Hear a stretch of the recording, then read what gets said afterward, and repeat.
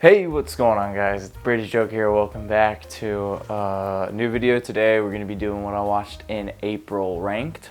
This will be a very quick month. Did not watch a lot of movies, seeing as I've been dealing with senior year coming to a close, as well as I made a new short film that will be releasing sometime in the next week and a half. So stay tuned for that because it's probably better than my last, but that's just probably biased talking. I don't know which one's better. I think they're both equally pretty good. That's just me though.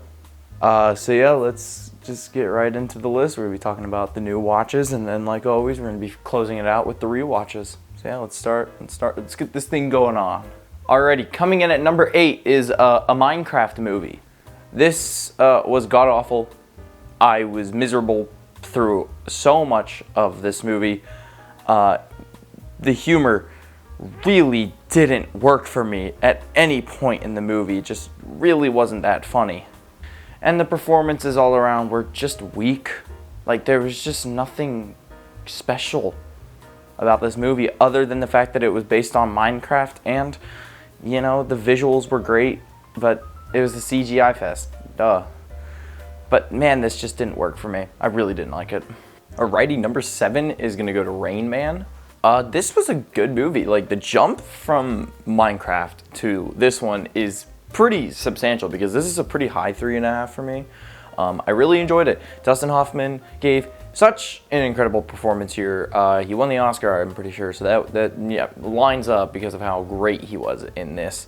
And Tom Cruise also really surprised me because, like, whenever I think of Tom Cruise, I always just think of, like, the Mission Impossible, like, stuntman, who, like, you know, is just, like, the crazy stuntman. But this one showed that he could actually do some serious roles, so that was fun to see him act.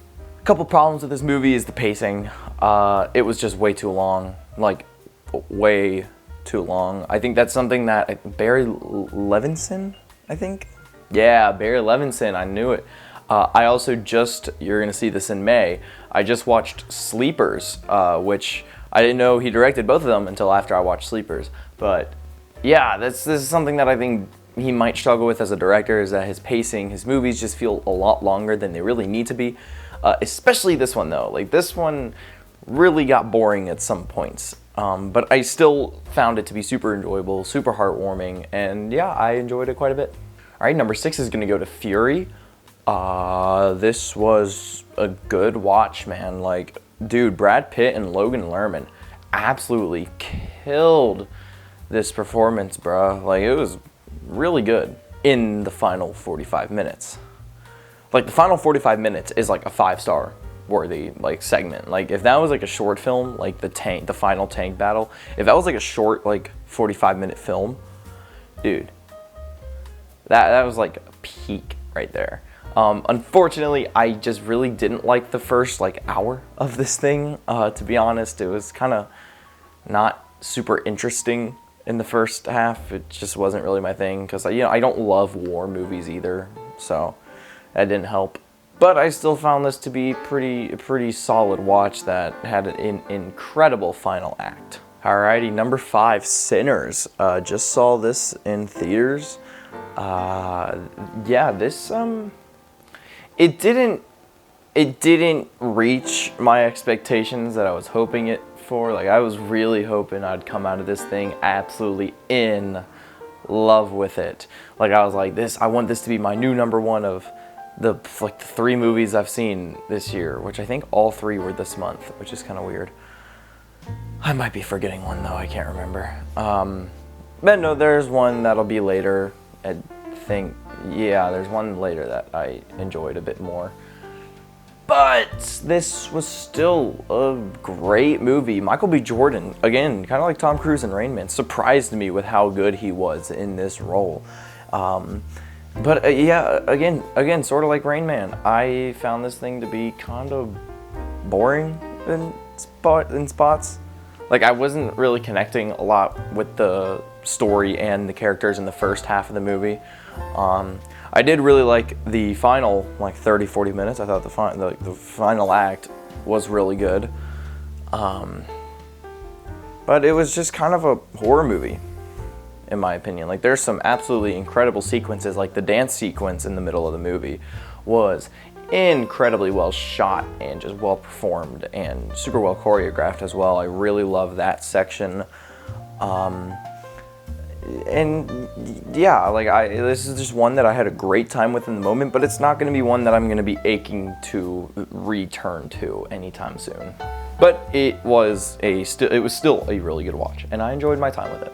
All right, number 4 is Dazed and Confused. This was an interesting watch because this has been on my list for a very, very, very, very, very long time, and I finally got around to watching it because I was like, I need a short, like, fun movie to watch. I don't remember when I watched it this month, but I just remember wanting like a fun movie or something like that. So I watched Dazed and Confused, and I want to know if this time period was actually like that. Like, were the school rituals, like the initiating rituals, were those real? Like, was that something that actually happened? Like, I'm genuinely curious. I haven't looked any of this up. I could probably find it on Google, but like, I really just want to know if like this was like actually how it was. And like people just like, there was like a spot that people would hang out. Like, I just think that is so freaking cool. I love it. So yeah, I just think as a capsule of that time era, this is like a great movie. Unfortunately, there is a movie similar to it that I do think was a bit better, American Graffiti. I watched that a couple months ago, and that was better than this one in my opinion, because I think the characters in American Graffiti were a lot more likable and watchable than the characters in this. I didn't like some of the characters in this one, or they just fell flat compared to some of the other ones. Like, I really like Pinky. That was his name, right? That's what he went by, Pinky. But it was just a fun, interesting movie, honestly. Like, it was more interesting to me to watch this like time period and like how crazy it is. Very, like, I think it's super cool. That's just me though. Great soundtrack too, by the way. All right, number 3 is Mickey 17. Man, I went into this thinking that I wasn't, like, this and like Sinners were like reversed for me. I thought I was gonna be underwhelmed by Mickey 17 based off of what I was hearing about it, and I thought I was gonna be super in love with Sinners, and it was kind of the opposite. Like, I really, really loved Mickey 17. Like, it's a very high 4 for me. I just really enjoyed it. I thought it was so much fun. And Mickey was such a likable protagonist, and the clone of Mickey was also just super like funny, and I just loved their dynamic. And I really like Naomi Ackie in this movie. She was also really good, and I also really loved Mark Ruffalo in this. Like, Mark Ruffalo was geeked in this, bro. I thought it was hilarious. I thought he gave such a comedically like strong performance. Like, he was just so funny and goofy and stupid in this movie, and I thought he was great. Like, while it obviously doesn't hold a candle to Parasite, I thought this was just a fun follow-up for Bong Joon-ho, and it makes me want to get more into this man's filmography because I've already seen Memories of Murder and Parasite, both of which I gave a 5 to, and this was a great like little fun movie. I know he makes other ones like The Host, which are supposed to be really good. So yeah, I just thought this was just a super fun movie that I had a great time with. All right, number 2 is gonna be The Graduate. This is like the OG loner boy, sad boy movie, where it's like, nowadays we have like Her. Like, Her is the equivalent, like the modern day equivalent, or I guess futuristic because it takes place in the future. But like, Her is like the modern day version of The Graduate or something, or like Lost in Translation. Like these types of like sad, hopeless romantic movies that like you love to see memed on, but everyone like loves them, you know what I'm saying? And this was no exception. I thought this was hilarious. Again, Dustin Hoffman, holy moly, like slowly becoming one of my favorite actors because he was excellent in Rainman. He was amazing in this one, and like I said earlier, I just watched Sleepers.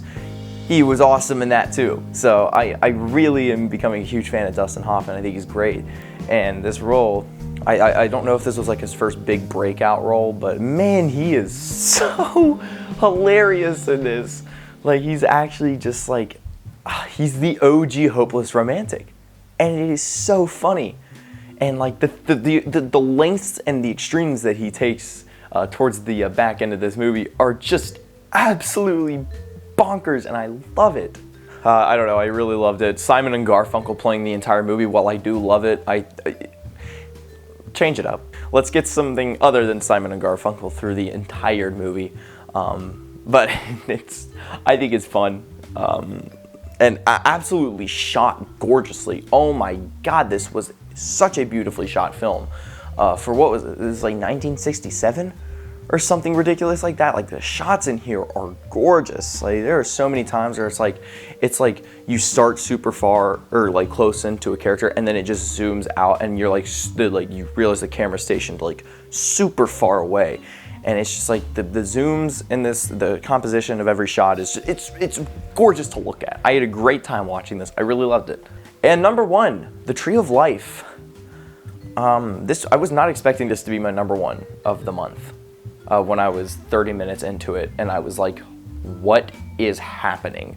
You watch the creation of the universe in this movie, because I mean, when you start this movie, and maybe I'm just stupid, when you start this movie, in the first like 30 minutes, you have no idea what is going on, especially because the movie doesn't just start with the creation of the universe. There's like a bit of like an exposition with the characters. I was so lost. I had no idea what was going on in the time. Like I didn't know what plot line was which, if these two timelines were connected. I had no idea what was going on. And then you watch the creation of the universe, which I do think goes on a tad too long, even looking back on it, but it's very essential to the rest of the movie, so stick with it. It's gorgeous to look at, but like I just said, it does go on a tad too long. And then you watch the upbringing of these boys, and it is so beautiful to watch the rest of this movie. I was so locked in for the rest of this movie. Yeah, this was probably a bad pick to watch on a late Friday night when everyone was kind of feeling tired, and I had no idea what this movie was about. I just heard it was really good, and I knew Brad Pitt was in it, so I thought this was just gonna be like a heartwarming family drama. Like I thought that was what it was gonna be about. I did. And then the movie started, and my girlfriend and my mom tapped out almost immediately. So I think it's the last time I'm going to be in charge of picking the movie. So I had no idea, but I really enjoyed it because I'm a pretentious film nerd. Sorry, that was... Yeah, it was good, man. I really enjoyed it. There's a lot to think about. There's a lot to chew on. There's a lot of substance in here, and I think Brad Pitt's character was the best part about it because he felt super real. So yeah, this is like the modern day equivalent, which I know a lot of people make this comparison, but this is like the modern day equivalent of 2001: A Space Odyssey, which I love that movie. So yeah, that's number one. All right, we're gonna be taking a look at the rewatches now. There's quite a bit. We got some good rewatches this month. We got four. We got four to go through. Starting with, oh man, I love this movie, Wallace and Gromit: Vengeance Most Foul. I was late up one night editing a couple of my projects for school, and I put two movies on, and this is the second one that I watched because I freaking adore everything about this movie. It's so good. It's so funny. It's Wallace and Gromit. There's no need to say more. It's great. Number three is going to go to The Breakfast Club. This is the other film that I put on. This was the first one that I watched, and I still just absolutely adore The Breakfast Club. I love all of the characters so much. I love their dialogue, the way that they progressively get more with each other, like emotionally, I guess. It's super cohesive, and the progression feels super natural, and just... I just love everything about this movie. The soundtrack is excellent. It's just so freaking good, man. It's The Breakfast Club. How could you not love it? It's so fun. I love it. Number two is Terminator 2: Judgment Day. I watched this last month, and then this was like the first movie I watched this month, and it's just so perfect. Like it's everything you want in an action movie. It's flawless from top to bottom. Like I can't think of a single complaint. It's everything you want in a Terminator action movie. It's badass, the characters are incredible, the acting is incredible, it's emotional, it's action-packed at every turn, it's never boring. This is just a phenomenal movie that I am in love with. And number one is The Grand Budapest Hotel. I hadn't seen this movie in like almost 2 years. So it was about time I gave it a rewatch, and let me tell you, I have not been more excited to watch a movie in a very long time. I like when I watched this with my girlfriend and my mom again, and I'll tell you, when we all decided we could watch Groin Budapest, I was like shaking how excited I was. I was like, yes, I love this movie. Because it is in my top 10 movies of all time. It is so much fun. It's gorgeous. It's Wes Anderson. He's one of my favorite directors still. Go watch my Wes Anderson ranked video. It still holds up as one of my better ranks, I think. But yeah, it's like Ray Fiennes and the guy who plays Zero are just, their dynamic is so perfect. This movie is just insane, and I love everything about it. There's no problems with it. If you disagree, you're wrong. You're wrong. Alright, that's what I watched in April. Yeah, I told you, a very short month. We're already off to a pretty fast start in May, though. I mean, I told you I watched Sleepers, and I watched a couple other ones already. It's like May 5th right now, so. And I'm also rewatching all of the Harry Potters this month with my girlfriend and my mom, so. Well, I can actually talk about the Harry Potters. I'm so freaking excited because I haven't talked about them since the very start of my channel.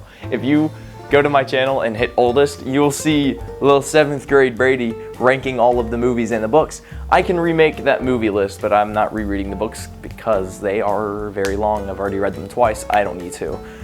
Also, I might still agree with my picks.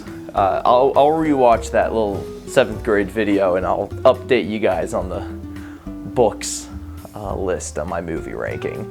But yeah, that's all I wanted to say. Hope you guys have a great rest of your day, evening, or night, or whenever you're frickin' watching this. Subscribe and like if you want to. I don't really care. I'm not your dad. And yeah, I'll see you guys in the next one. See ya.